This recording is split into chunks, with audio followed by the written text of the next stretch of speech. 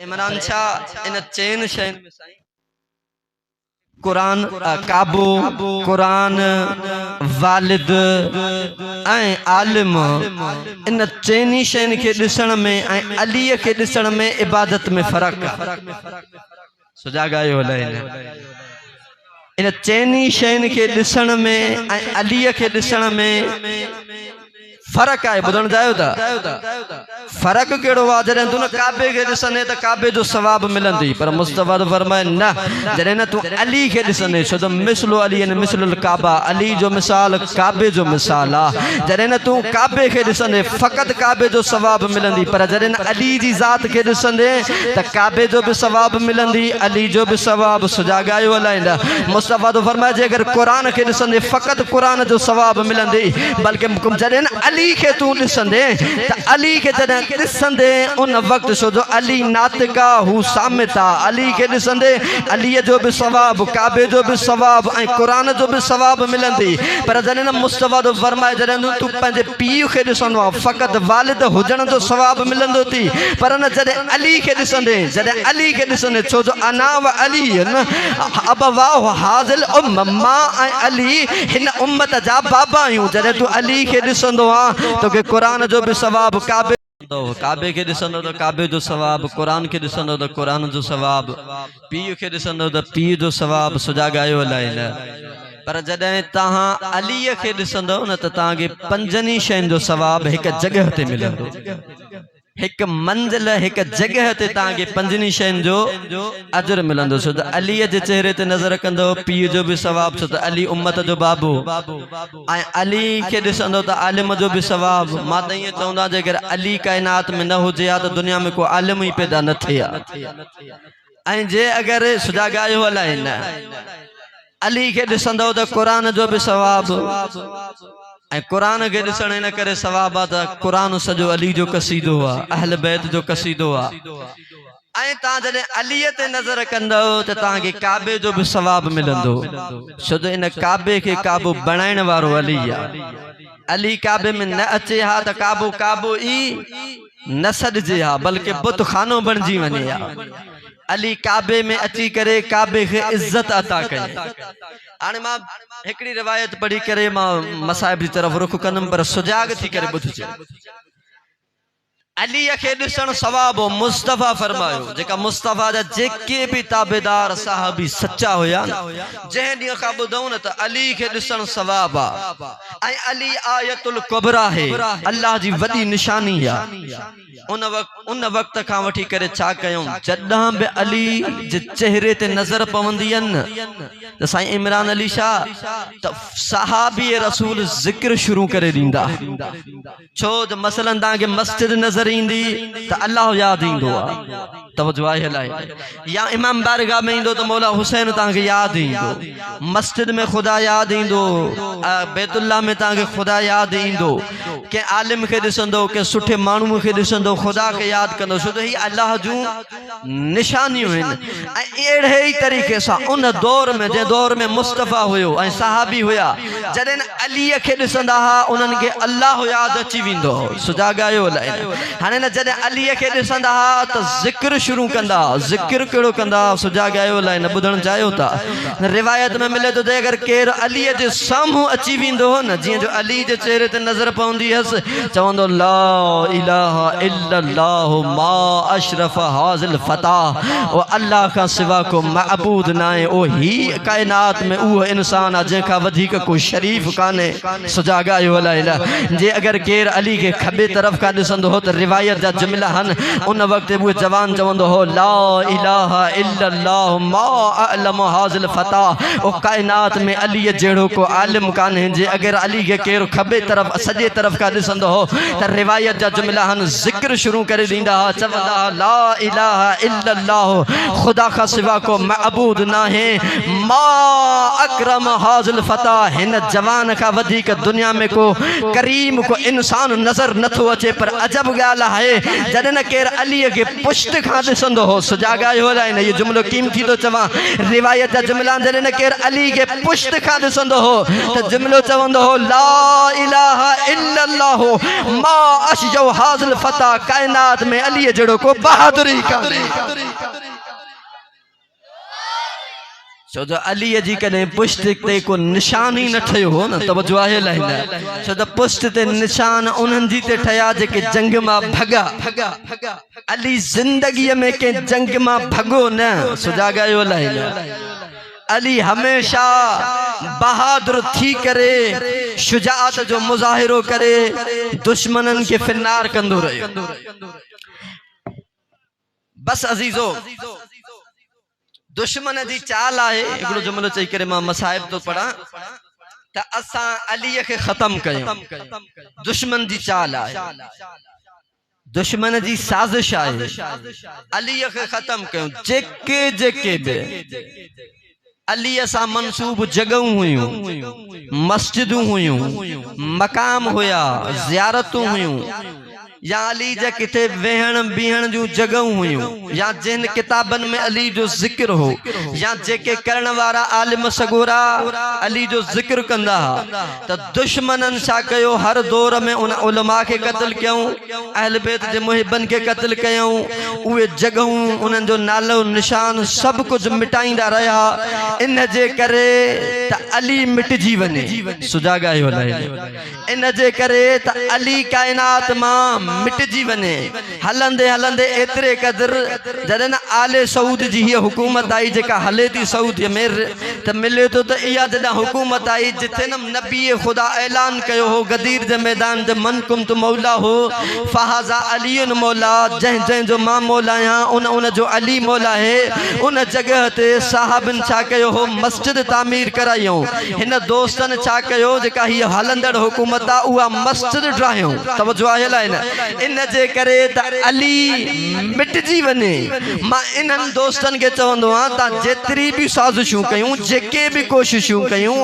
अलीअ खे मिटाइण जे लाइ हलंदे हलंदे ता इन किरियल हरकत ते पहुतो जो मस्जिदूं भी ठाहिण शुरू कयो ताकि मस्जिदूं ठहनि ऐं अली मिटजी वने मां उन्हनि खे चवंदा जे अगर अलीअ खे मिटाइणो अथव त पोइ हिक बि मस्जिद न ठाहिणी पवंदो पोइ तव्हांखे ॿ कम करणा पवंदा पहिरियों कम त पूरी कायनात मां जेके भी मस्जिदूं उहे सभु ठाहिणियूं पवंदव ॿियो कम त तव्हांखे काबतुल्लाह ठाहिणो पवंदो छो इहे ॿ शयूं असां तव्हांखे दर्स थियूं ॾियनि त इहे जेके ॿ शयूं बका आहिनि असां तव्हांखे हिकु ॻाल्हि थियूं ॿुधाइनि कहिड़ी जंहिंजी बि काबे ते नज़र थी पए त अली जी विलादत थी यादि अचे जंहिंजी मस्जिद ते नज़र थी पए त अली जी शहादत थी यादि अचे नारे हैदरी अली के मिटाइण जे लाइ तव्हांखे इहे ॿ कम करणा पवंदा मुंहिंजो मोहसिन भाउ अची वियो बस अज़ादारो मज़लूम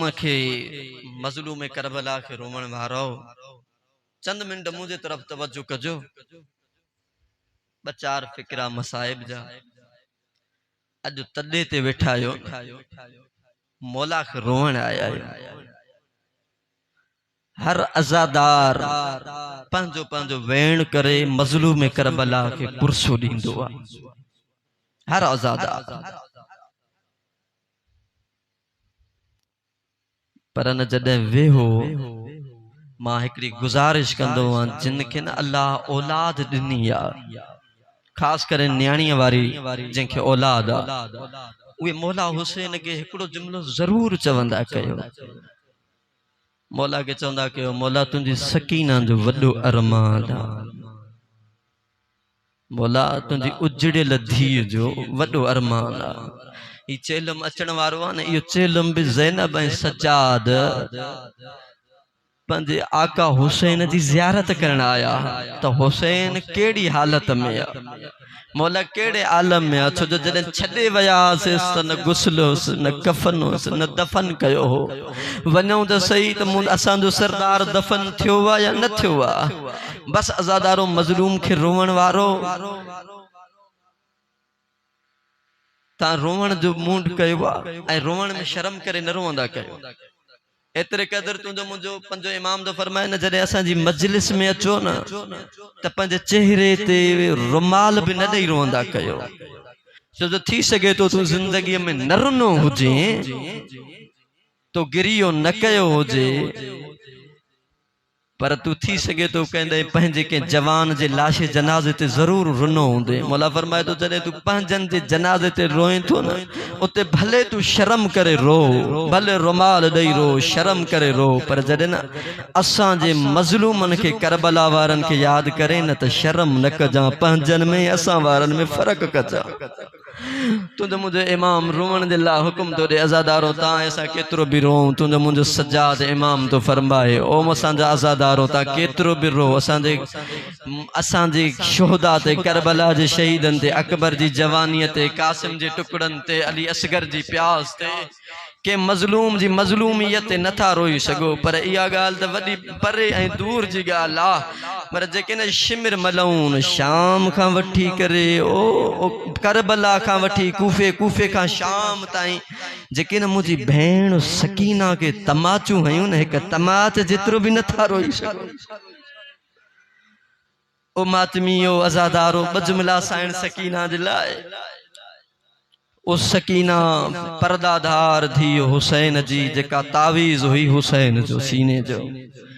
बाबे के उन वक्त ताईं आराम न ईंदो जेस ताईं धीउ सीने ते न सुम्हे धीउ के उन वक्त ताईं आराम न ईंदो जेस ताईं बाबे जो सीनो न हुजे लेकिन करबला खां बाद मूंखे ख़बर न आहे अॼु ॾींहं ताईं हुसैन मौला करबला में कीअं आराम कयो आहे सकीना शाम में कीअं सुतल आहे और मातमी अज़ादारो हुसैन जी धी मज़लूम धी गरीब धी एडी वडी मज़लूम धी रिवायत में मिले तो जॾहिं न करबला में सब शहीद थी विया उमर बिन साद हुक्म दिनो जल्दी कयो खेमा साड़ियो खेमन खां अॻ में अञा रिवायत मिले थी त खेमा लुटियो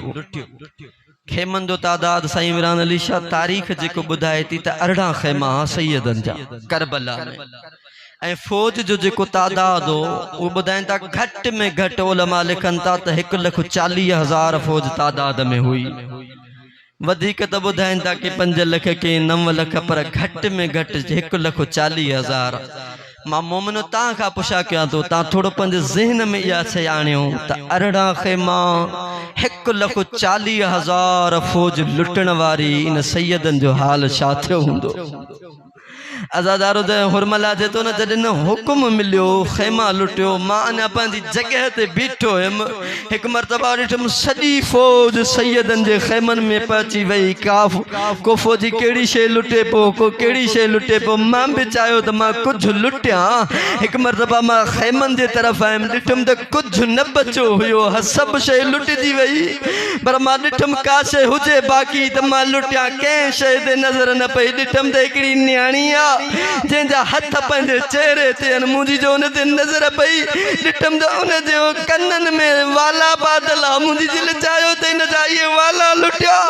हिकु मरतबा ही बदबख्त चए थो मां उन न्याणीअ जे क़रीब वयमि वाला लुटण जे लाइ उहा चए थी बदबख्त मुंहिंजे क़रीब न अचिजां मां अलीअ जी धीउ आहे मां ज़हरा जी धीउ आहे ही चए थो मां वधण जी कोशिशि कई उहा अॻिते वधंदी रही बिल आख़िर मां क़रीब वञी करे चयो मां तोखे ॿियो कुझु न कंदुमि मां इहे वाला तुंहिंजा लुटण चाहियां थो हीअ मोवा न्याणी चवे थी साइण जुमिलो थी चए हिन बदबख्त खे बदबख्त ख़बर नथी हे वाला बाबे मूंखे ईद वारे ॾींहं पाराया ही वाला मुझे बाबे ईद वारे ॾींहं पाराया अज़ादारो मातमियो हिन कमीने के तरस न आयो आहे हिकु मरतबा छा कयो अथई पंहिंजा निज हथ खणी करे ज़हरा जे पाक कननि में विधई हिन कमीने वाला लाहिण वारी कया ओ जेके न्याणियुनि वारा वेठा आहियो थी सघे तो अमड़ियूं बि ॿुधंदियूं हुजनि ख़ुदा जी इज़त जो कसम के न्याणीअ जा वाला लाथा वेंदा आहिनि त मां जॾहिं लाहींदी आहे न त पहिरियां कुंडी खोलींदी आहे धीउ चवंदी आहे मां आहिस्ता ला कननि में दर्द तो थे हिन बदबख्त वालनि जी कुंडी न खोली आहे हिन बदबख्त हिकु मरतबा वालनि खे सट ॾिनी आहे साइण जा उहे कन कन चीर जी वया एक मर्तबा नारे फुरात दे मुंह करे चवण लगी ओ अब्बास तोखा बाद तमाचू दखा दियो तोखा पोछो चादर ते लुट जी वई लेकिन ओ जेके बाबे ईद वारे दिया दुर्र पाराया हा ओ मुंजा उहे दुर्र भी लुट जी वई अजरकुम इंदल्लाह बस आजादारो आखिरी बजमला मसाइब दा चवंदा न ये मजलूम बीबी बाबे जो दर्द खणी करे हली करबला का कूफे का शाम जदे वही अना हिकड़ी रिवायत मिले थी तारीख़ बनी हाशिम जे अंदर ही रिवायत दा चवंदा ही 1225 हिजरी जो वाक़ियो आहे अज का तकरीबन 200 साल पहिरियां जो वाक़ियो आहे हिकड़ो आलिम दीन सैयद मुर्तज़ा जे नाले सां शाम जो आलिम दीन साइण सकीना अदरात जे वेले उन दे ख्वाब में अची करे चेस थी